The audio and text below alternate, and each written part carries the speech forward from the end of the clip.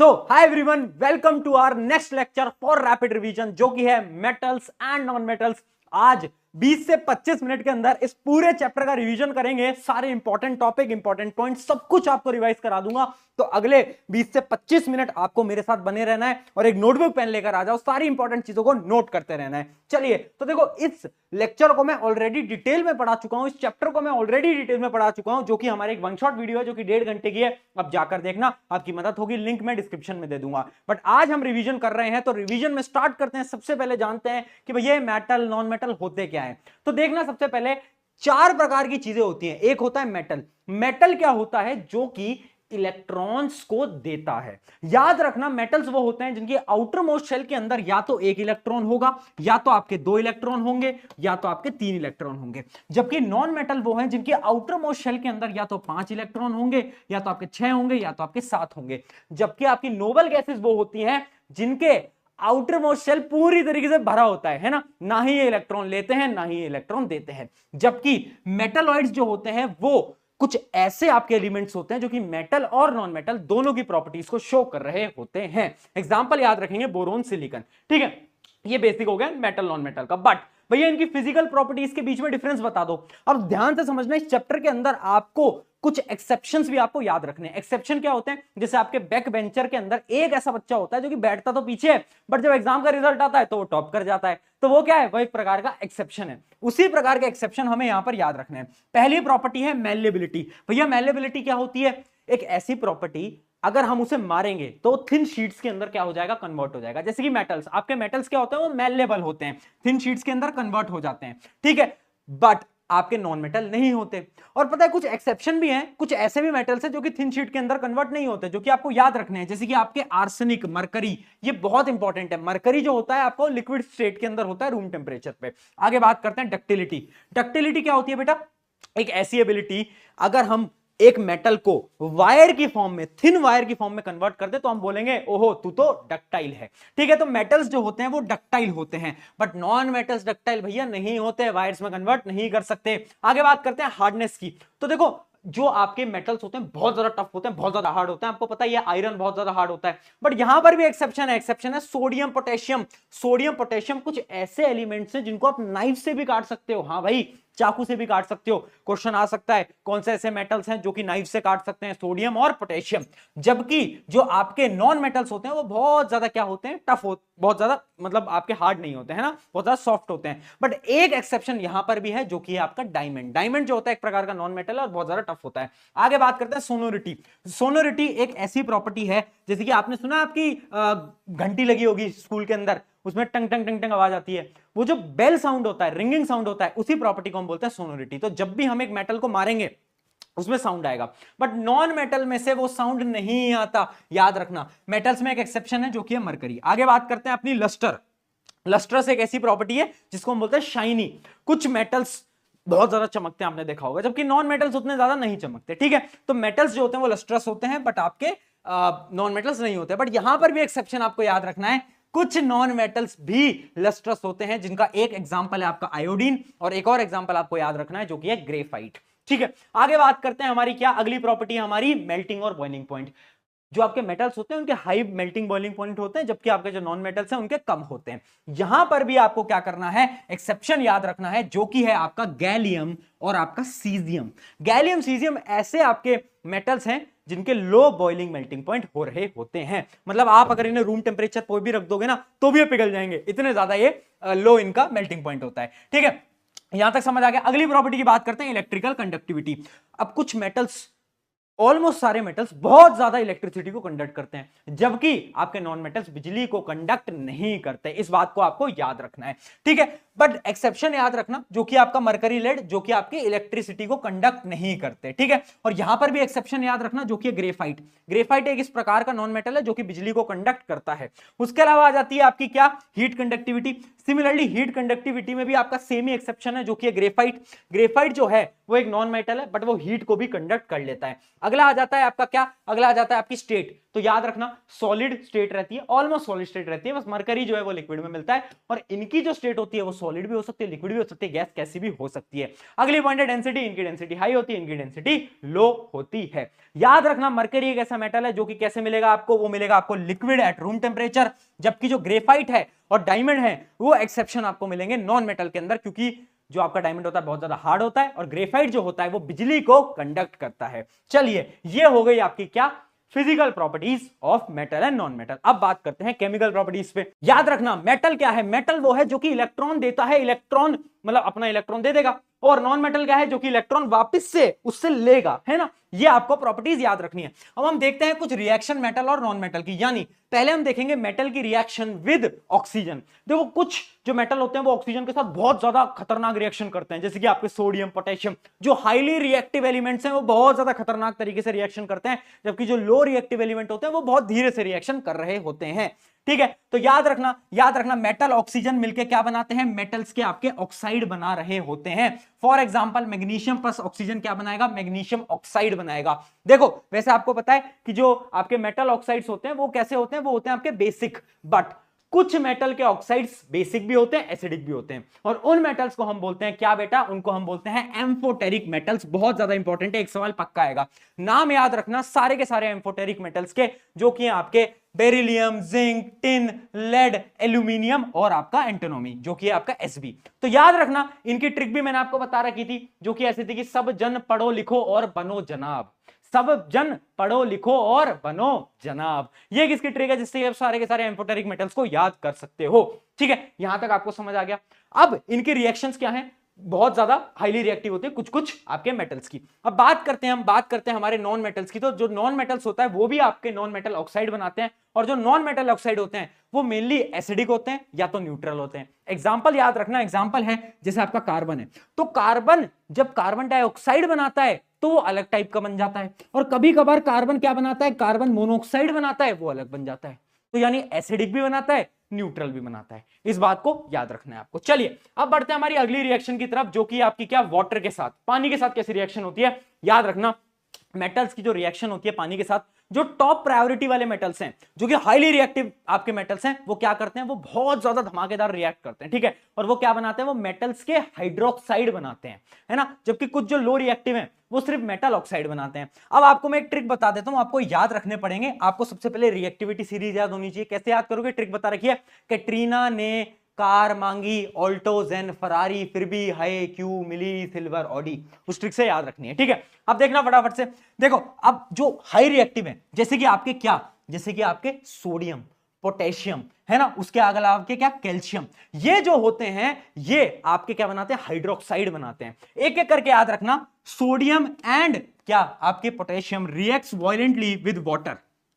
अगर हम cold water को भी देंगे ना तो भी ये बड़े खतरनाक तरीके से रिएक्ट करेंगे, और क्या बनाएंगे, ये बनाएंगे आपके हाइड्रोक्साइड, जैसे कि NaOH। जबकि नीचे चलते हैं तो कैल्शियम आ जाता है। कैल्शियम जो है वो उतने खतरनाक तरीके से रिएक्ट नहीं करता, रिएक्ट तो करता है, ये भी बनाता है आपका कैल्शियम हाइड्रोक्साइड, बट आराम से बनाता है। अगला करता है मैग्नीशियम। अब जो मैग्नीशियम है ना वो बोलता है मुझे ठंडा पानी नहीं पसंद, मुझे तुम गर्म पानी दो। तो मैग्नीशियम रिएक्ट करता है गर्म पानी के साथ, हॉट वाटर के साथ, ठंडे पानी के साथ रिएक्ट नहीं करता। ठीक है, हॉट वाटर के साथ रिएक्ट करता है, और वो क्या बनाता है, वो भी आपका मैग्नीशियम हाइड्रोक्साइड बना देता है। अब आ जाते हैं हमारे और नीचे के एलिमेंट्स, जैसे कि आपके क्या, एल्यूमिनियम, आयरन, जिंक। अब ये जो एलिमेंट्स हैं ये बोलते हैं कि भैया हम तो ना स्टीम के साथ रिएक्ट करेंगे, यानी हम गर्म पानी के साथ भी रिएक्ट नहीं करेंगे, हमें जब तुम स्टीम दोगे तब ही हम रिएक्ट कर रहे होंगे। तो ये क्या करते हैं, ये आपके स्टीम के साथ रिएक्ट कर रहे होते हैं, है ना। तो याद रखना ये क्या करते हैं, ये आपके स्टीम के साथ रिएक्ट करते हैं, और आप देख सकते हो क्या बना रहे हैं, ये आपके बना रहे हैं मेटल ऑक्साइड, मेटल हाइड्रोक्साइड नहीं बना रहे, मेटल ऑक्साइड आपके बना रहे हैं। अब जितने भी और नीचे वाले एलिमेंट्स है ना, जैसे आपके गोल्ड वगैरह, वो रिएक्ट नहीं करते पानी के साथ, वो बोलते हैं भैया हम नहीं करेंगे रिएक्ट। तो आपके जो गोल्ड वगैरह होते हैं वो रिएक्ट नहीं करते पानी के साथ। जबकि अगर हम नॉन मेटल्स की बात करें तो याद रखना नॉन मेटल्स के जो ऑक्साइड होते हैं वो पानी में डालते ही एसिड बना लेते हैं। जैसे SO2 को जब हमने डाला तो क्या बन गया, H2SO4 बन गया, यानी हमारी एसिड बन गई, सल्फ्यूरिक एसिड बन गई। तो याद रखना non metal oxide plus water is equals to acid. चलिए और रिएक्शन देखते हैं। अगली जो हमारी रिएक्शन है वो है मेटल्स विद एसिड। याद रखना जब भी हमारा मेटल एक डाइल्यूट एसिड के साथ रिएक्ट करेगा तो क्या बनाएगा, एक वो सॉल्ट बनाएगा और हाइड्रोजन गैस को डिस्प्लेस कर देगा, है ना। हमेशा आपकी हाइड्रोजन गैस डिस्प्लेस हो रही होती है, ये पहले चैप्टर के अंदर भी बताया था। बट इंपॉर्टेंट चीज क्या है, एक ऐसा एसिड है जो कि गुंडा है, वो है, उस एसिड का नाम है HNO3। ये बोलता है कि भैया मैं तो हाइड्रोजन गैस को रिलीज नहीं करने दूंगा। तो जो नाइट्रिक एसिड होता है, याद रखना नाइट्रिक एसिड जो होता है वो H2 को रिलीज नहीं करता। बट एक गुंडे के दो गुंडे और हैं, है ना, एक गुंडा होता है उसके ऊपर दो लोग और होते हैं ना, तो उसके ऊपर वाले जो दो गुंडे हैं उनका नाम क्या है, उनका नाम है मैग्नीशियम और मैंगनीज, Mg और Mn। जब भी HNO3 मैग्नीज या फिर मैग्नीशियम के साथ रिएक्शन करता है ना, तब तो ये हाइड्रोजन इसे देना पड़ता है ना, तब इसे हाइड्रोजन देना पड़ता है। और उनकी रिएक्शन भी मैंने आपको यहां पर लिख दिया, Mg और Mn की HNO3 के साथ जब भी रिएक्शन होती है तो क्या होता है, H2 गैस रिलीज होती है। बट तुम्हारे मन में सवाल हो रहा होगा कि बाकी मेटल्स के साथ क्यों नहीं हाइड्रोजन गैस रिलीज होती, क्योंकि याद रखना HNO3 is high oxidising agent, तो वो ऑक्सीडाइज कर देता है और वो हाइड्रोजन गैस की जगह ऑक्सीजन जोड़ देता है और पानी को रिलीज कर देता है। तो याद रखना HNO3 क्या होता है, HNO3 आपका ऑक्सीडाइजिंग एजेंट होता है, बहुत हाई ऑक्सीडाइजिंग एजेंट होता है। ठीक है, अब हम बात करते हैं एक्वा रीजिया की, बहुत इंपॉर्टेंट है, स्टार मार्क कर लेना। एक्वा रीजिया क्या होता है, एक ऐसा सोल्यूशन जो कि बहुत ज्यादा कोरोसिव है। उस सोल्यूशन में क्या होता है, HNO3 होता है और HCl होता है, और एक कंसंट्रेशन में होता है, यानी 1:3, 1:3, है ना। हम मान लो एक बूंद हम HNO3 की ले रहे हैं और 3 बूंद हम HCl की ले रहे हैं।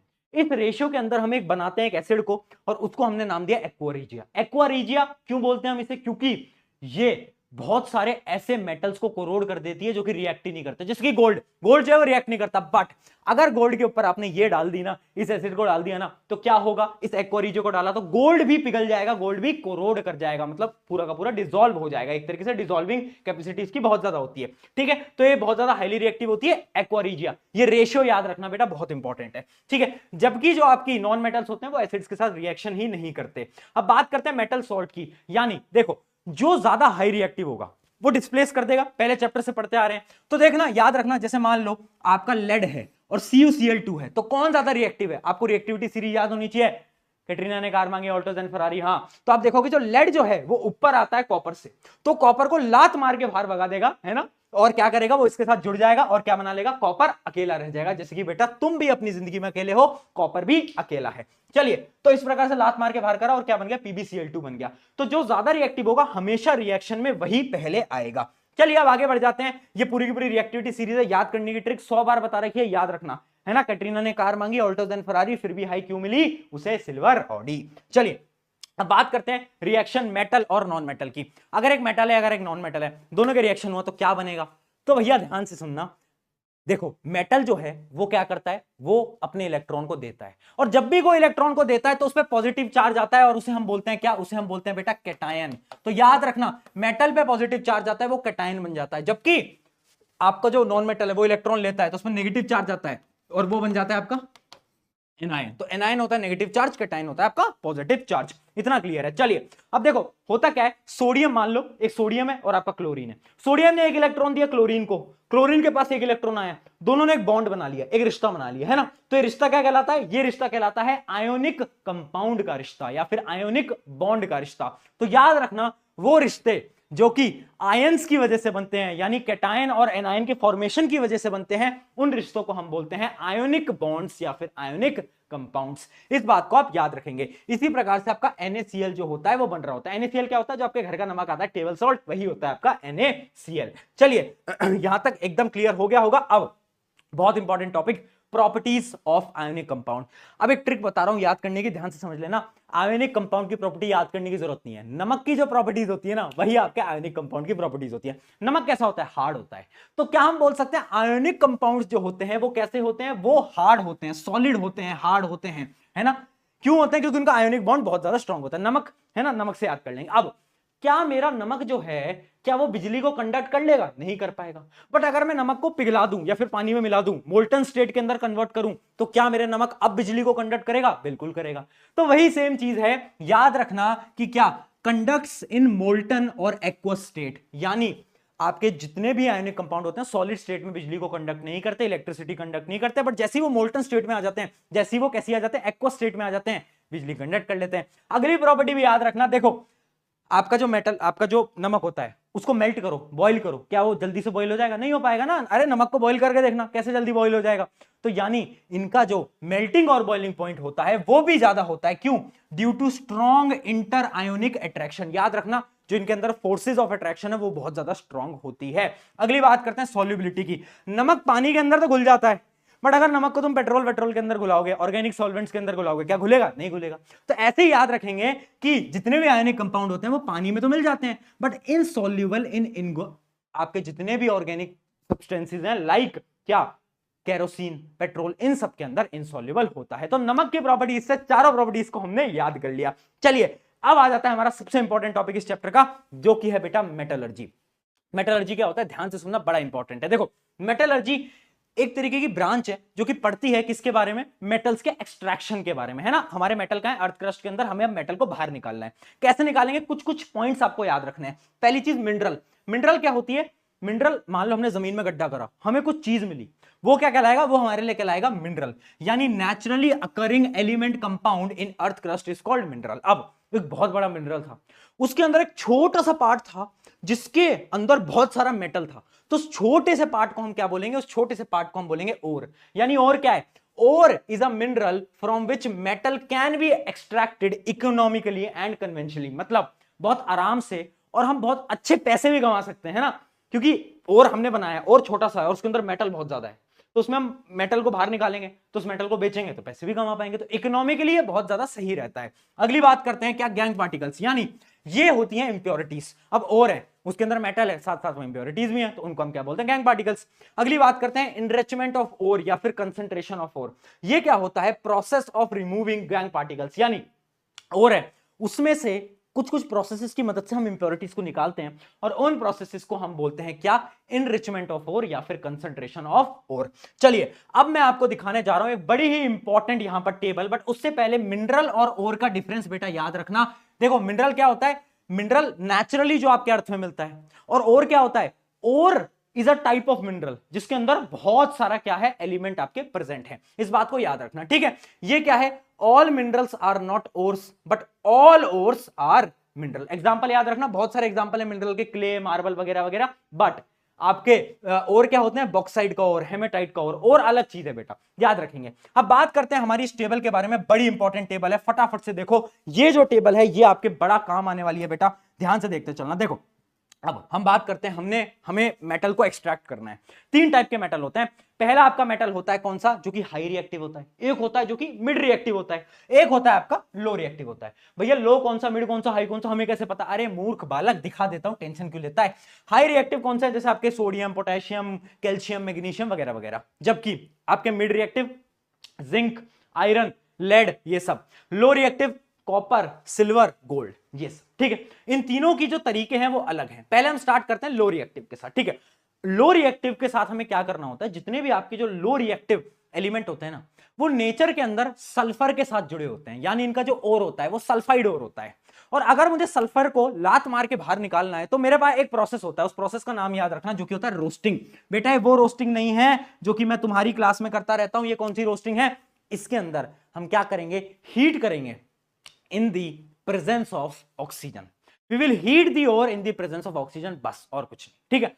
तो हम क्या करते हैं? इसके अंदर हम रोस्टिंग करते हैं, फिर हम क्या करते हैं? एक दो रिएक्शंस के बाद उस मेटल को हम क्या कर लेते हैं? रिफाइन कर लेते हैं। तो ये आपका प्रोसेस होता है लो रिएक्टिव का। इसके एग्जांपल से भी डिस्कस करेंगे। अगला आ जाता है मिड रिएक्टिव। मिड रिएक्टिव दो टाइप के ओर में मिलता है, या तो वो आपका सल्फाइड ओर में ही मिलेगा जैसे ये मिलता था, या तो वो आपका कार्बोनेट ओर में भी मिल सकता है, कार्बोनेट के साथ भी एक बॉन्ड बना सकता है। तो सल्फाइड का तो सेम ही प्रोसेस है, हमें याद है। क्या करेंगे हम? रोस्टिंग कर देंगे, आग लगा देंगे, आग लगा देंगे, आग लगा देंगे in the presence of oxygen. जबकि कार्बोनेट में हम क्या करते हैं? कैल्सिनेशन करते हैं। कैल्सिनेशन क्या होता है? हीट ही करेंगे बट ऑक्सीजन नहीं देंगे भैया को। हम बोलेंगे ओहो ऑक्सीजन जी चले जाओ यहां से, इसमें हम ऑक्सीजन नहीं देंगे, याद रखना। रोस्टिंग में ऑक्सीजन है, कैल्सिनेशन में आपका ऑक्सीजन नहीं है। उसके बाद हम क्या करेंगे? रिडक्शन करेंगे, इसका रिडक्शन करेंगे, दोनों ही प्रोसेस से जो मेटल आएगा उसका रिडक्शन करेंगे और फिर हम इसकी रिफाइनिंग कर लेंगे। जबकि जो आपके हाई रिएक्टिव होते हैं उनमें हम क्या करते हैं? उनका एक ही प्रोसेस होता है जो कि होता है इलेक्ट्रोलाइसिस। इसके बारे में आखिरी में अभी हम बात करेंगे। चलिए अब एक टेबल दिखाता हूं, ये सारी रिएक्शन इंपॉर्टेंट है, यहां से एक सवाल पक्का है, 4 से 5 नंबर तुम्हारे तय हो जाएंगे अगले 10 मिनट के अंदर। देखते चलो। देखो पहली बात हम करते हैं क्या? लो रिएक्टिव में हमारा सबसे बड़ा एग्जांपल है Hg यानी मरकरी। मरकरी का जो सल्फाइड हो रहा है उसका नाम याद रखना, उसका नाम होता है क्या बेटा, सिनाबार। क्या होता है, सिनाबार। ये जो आप HgS देख पा रहे हो ये क्या है आपका, एक प्रकार का सिनाबार। ठीक है, अब देखो इसमें हम क्या करते हैं, सबसे पहले मैंने आपको बताया रोस्टिंग करेंगे। रोस्टिंग में क्या होगा, हीट करेंगे in the presence of oxygen. तो ऑक्सीजन दे दी हमने, बहुत सारा हीट करा तो क्या बन गया, HgO बन गया। अब हमने क्या करा, इसे और ज्यादा हीट करा या फिर इसी के साथ हमने रिएक्ट कराया तो आपका जो मरकरी है वो अलग से बाहर आ जाता है। एक और एग्जांपल ले लेते हैं आपके, क्या आपका एग्जांपल हम लेते हैं कॉपर का। कॉपर सल्फाइड है, इसको हमने ऑक्सीजन की प्रेजेंस में हीट करा, क्या बनाया, कॉपर ऑक्साइड। फिर हमने कॉपर ऑक्साइड का रिएक्शन कराया कॉपर सल्फाइड के साथ, तो क्या, जो आपका अकेला कॉपर है वो बाहर आ गया। ठीक है, ये थे आपके लो रिएक्टिव। अब अगर हम मिड रिएक्टिव की बात करें, उनमें क्या प्रोसेस था, या तो सल्फाइड या तो कार्बोनेट। तो एक एक का एग्जांपल दे लेते हैं। देखो सबसे पहले हम देखते हैं, अगर आपका जिंक है, जिंक सल्फाइड, हम क्या करेंगे बेटा, रोस्टिंग करेंगे इसकी। कैसे, ऑक्सीजन की प्रेजेंस में हीट कर देंगे। अगर जिंक कार्बोनेट है, जिंक कार्बोनेट के साथ क्या करेंगे, इसके साथ हम कैल्सिनेशन करेंगे, यानी इसको हम हीट तो करेंगे बट ऑक्सीजन नहीं देंगे भैया। जैसे हीट करेंगे तो जिंक ऑक्साइड अलग हो जाएगा, कार्बन डाइऑक्साइड अलग हो जाएगा। अब याद रखना अगला प्रोसेस होता है रिडक्शन। मिड रिएक्टिव वालों में रिडक्शन होता है ना, रिडक्शन क्या होता है, ऑक्सीजन का छीनना। तो हम क्या करेंगे, रिडक्शन हम इसका कार्बन की मदद से रिडक्शन करा देंगे, तो Zn अलग हो जाएगा और कॉपर मोनोऑक्साइड अलग हो जाएगा। ये बड़ा इंपॉर्टेंट है बेटा, याद रखना। ठीक है, इसके अलावा इसका एक और एग्जांपल है जो कि पेपर में हर बार पूछा गया है, वो है आपकी थर्माइट रिएक्शन। थर्माइट रिएक्शन क्या होती है, बेसिकली हम आयरन का ऑक्साइड ले रहे हैं। ठीक है, आयरन के ऑक्साइड में एल्यूमिनियम की मदद से रिडक्शन करा रहे हैं। देखो एल्यूमिनियम की मदद से क्या कर रहे हैं, रिडक्शन कर रहे हैं। आयरन हमें बाहर निकालना था, एल्यूमिनियम ने ऑक्सीजन के साथ रिश्ता बना लिया और वो एल्यूमिनियम ऑक्साइड बन गया। अब ये इंपॉर्टेंट क्यों है, क्योंकि ये जो रिएक्शन होती है थर्माइट रिएक्शन, ये रिएक्शन याद रखना, जब भी रेलवे ट्रैक्स जोड़े जाते हैं, जॉइनिंग ऑफ रेलवे ट्रैक्स होता है, तो हम थर्माइट रिएक्शन की मदद से ही आयरन को क्या करते हैं, जोड़ते हैं, है ना, लिक्विड आयरन बनाता है। और इसके अंदर जो हीट एनर्जी है वो बहुत ज्यादा हाई होती है। तो याद रखना, डायरेक्टली सवाल आएगा, रेलवे ट्रैक्स बनाने के लिए कौन सी रिएक्शन यूज होती है और वो रिएक्शन बताओ। थर्माइट रिएक्शन इस प्रकार से। अब आ जाते हैं हमारे high reactive. High reactive element करते हैं आपके इलेक्ट्रोलाइटिक रिडक्शन। क्या होता है, एक डायग्राम की मदद से जल्दी से फटाफट से समझ लेते हैं। इलेक्ट्रोलाइटिक रिडक्शन आप देख सकते हो, देखो यहां पर, तो इसमें हम क्या करेंगे, मोल्टन NaCl लेंगे।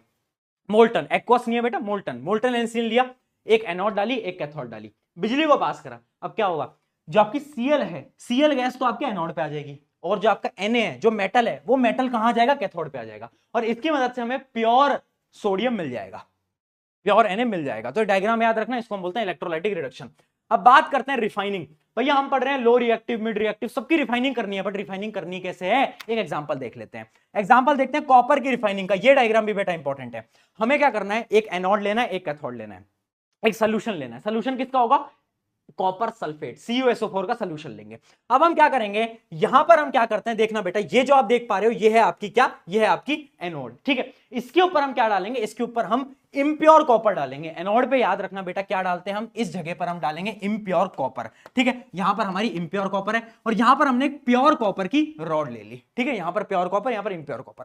अब क्या होगा, जैसे आप बिजली को पास करोगे तो जितना भी प्योर कॉपर है वो यहां से निकल के यहां पर जुड़ता जाएगा, और ये जो है आपका, ये जो है आपका कैथोड, ये मोटा होता जाएगा, और ये जो है ये पतला होता जाएगा। तो जितना भी आपका प्योर कॉपर है वो जुड़ता जाएगा। अब आप बोलोगे भैया इंप्योरिटीज का क्या हुआ, तो जितनी भी इंप्योरिटीज है वो यहां पर नीचे आके बैठती जाएंगी, नीचे सेटल होती जाएंगी, और उसको हम बोलते हैं क्या, उसको हम बोलते हैं एनोड मड। क्या बोलते हैं बेटा, एनोड मड, यहां पर लिखा भी हुआ है। ठीक है, तो याद रखना, सवाल आएगा डायरेक्टली कि आपके इलेक्ट्रोलाइटिक रिफाइनिंग के अंदर कैथोड पे क्या बनता है, तो याद रखना कैथोड पे आपका प्योर एलिमेंट बनता है, यहां पर आपका इंप्योर होता है ना। और एनोड मड पे क्या होता है, एनोड मड पे आपकी जितनी भी इंप्योरिटीज हैं वो नीचे आके गिरती जाती हैं। तो ये पूरा का पूरा एग्जांपल याद रखना, सॉल्यूशन का नाम याद रखना जो कि आपका कॉपर सल्फेट, और ये होता है आपका इलेक्ट्रोलाइटिक रिफाइनिंग। पक्का है कि एक सवाल इलेक्ट्रोलाइटिक रिफाइनिंग पे आना तय है, मतलब तय है, गारंटीड है। ठीक है, तो ये हो गया आपका पूरा का पूरा। आई होप आपको यहां पर समझ में आ गया होगा। अब एक चीज याद रखना, रोस्टिंग और कैल्सिनेशन पे डिफरेंस आपको हमेशा याद रखना है। रोस्टिंग क्या है, heating in the presence of oxygen. Calcination क्या है, heating in not presence of oxygen, जहां पर ऑक्सीजन नहीं देंगे हम। उसके बाद याद रखना, रोस्टिंग किसके लिए करते हैं, सल्फाइड ओर के लिए। ये किसके लिए करते हैं, ये हम कार्बोनेट ओर्स के लिए कर रहे होते हैं। एक एक एग्जांपल लिख सकते हो। उसके अलावा इसके अंदर कौन सी गैस रिलीज होती है, SO2, जो कि एक टॉक्सिक गैस है, और यहां पर कौन सी होती है कैल्सिनेशन में, कार्बन डाइऑक्साइड, जो कि एक नॉन टॉक्सिक गैस आपकी है। ठीक है, ये आपका हो गया। अब आखिरी टॉपिक की तरफ बढ़ रहे हैं जो कि है कोरोजन। कोरोजन क्या होता है बेटा, ध्यान से सुन लो। देखो कोरोजन वैसे ही पढ़ा चुका हूं बट फिर भी बता देता हूं। सिल्वर आपने देखा होगा कुछ टाइम बाद ब्लैक लेयर जम जाती है। क्यों जम जाती है? क्योंकि सिल्वर कोरोड हो जाता है। रिएक्शन याद रखना, सिल्वर क्या होता है, सिल्वर अपने अराउंड क्या बना लेता है, सिल्वर सल्फाइड की एक लेयर बना लेता है जिसका जो कलर होता है वो कैसा होता है, ब्लैक होता है। इस वजह से आपका जो चांदी की अंगूठियां होती हैं वो थोड़ी थोड़ी काली पड़ जाती हैं। उसके अलावा कॉपर, अगर बहुत टाइम तक कॉपर को रखोगे तो कॉपर पे ग्रीन लेयर आ जाएगी। क्यों आ जाएगी, यही सवाल आएगा बेटा पेपर के अंदर, क्यों आ जाएगी? तो याद रखना कॉपर क्या करता है, कॉपर कार्बोनेट की एक लेयर बना देता है CuCO3, इसका कलर ग्रीन होता है, जिसकी वजह से क्या हो जाता है, आपको ग्रीन कलर का कॉपर हो जाता है। अगली बात करते हैं हम किसकी, अगली बात करते हैं आयरन की। आयरन का सबको पता है, आयरन क्या करता है, आयरन ऑक्साइड बना लेता है जो कि होता है आपका Fe2O3, है ना।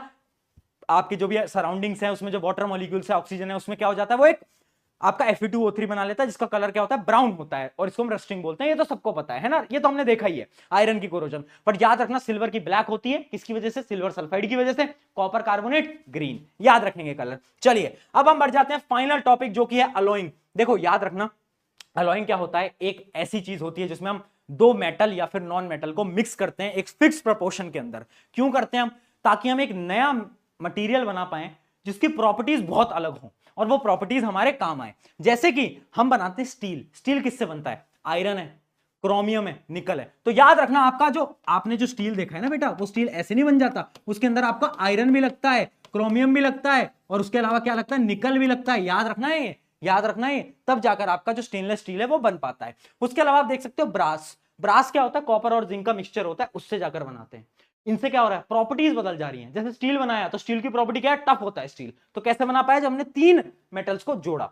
उसके अलावा आप देख सकते हो सोल्डर, सोल्डर क्या होता है, याद रखना सोल्डर जो होता है वायर के जोड़ने में काम आता है, दो वायर को जोड़ने में काम आता है सोल्डर, और वो कैसे बनता है, आपके लेड और टिन से बन रहा होता है। ठीक है, ये आपके लेड और टिन से बनता है। इसकी प्रॉपर्टी क्या है, इसका मेल्टिंग पॉइंट बहुत कम होता है, जल्दी से पिघल जाता है ना, तो इसलिए हम इसको दो वायर को जोड़ने में काम लेते हैं। ठीक है, ये थे आपके अलॉइंग। अब एक चीज याद रखना जो कि है गैल्वेनाइजेशन। देखो गैल्वेनाइजेशन क्या होता है, बेसिकली हमें अगर किसी भी मेटल को प्रिवेंट करना है तो उसके ऊपर हम जिंक की एक कोटिंग कर देंगे, जिंक की कोटिंग कर देंगे। क्यों, क्योंकि जिंक जो है वो हाई रिएक्टिव है, तो मेटल कोरोड नहीं होगा अंदर वाला, बाहर वाली लेयर है ना। मान लो तुम्हारे घर के बाहर Z+ सिक्योरिटी है, तो पहले Z+ सिक्योरिटी पे गोली बारूद पड़ेंगे, फिर जाके तुम्हारे पास ऊपर आएंगे, है ना। इस वजह से गैल्वेनाइजेशन के ऊपर हम क्या करते हैं, जिंक की एक कोटिंग लगा देते हैं किसी भी मेटल के ऊपर, और उस मेटल को हम प्रोटेक्ट कर लेते हैं, किससे, कोरोजन से। तो ये था आपका पूरा का पूरा चैप्टर। मुझे पता है बहुत बड़ा था, बट 10th को फोड़ेंगे, इतनी मेहनत कर रहा हूं, तुम भी इतनी मेहनत से पढ़ाई करो और फटाफट से इन क्वेश्चंस का आंसर तुम्हें देना है कमेंट के अंदर। अभी पहला क्वेश्चन है, फटाफट से स्क्रीनशॉट ले लो, आंसर दो, और दूसरा क्वेश्चन है आपका ये, जल्दी से देंगे। और शुक्रिया एवरीवन, मेरा नाम है प्रशांत, मिलते हैं नेक्स्ट रैपिड रिवीजन के लेक्चर के अंदर, टेक केयर।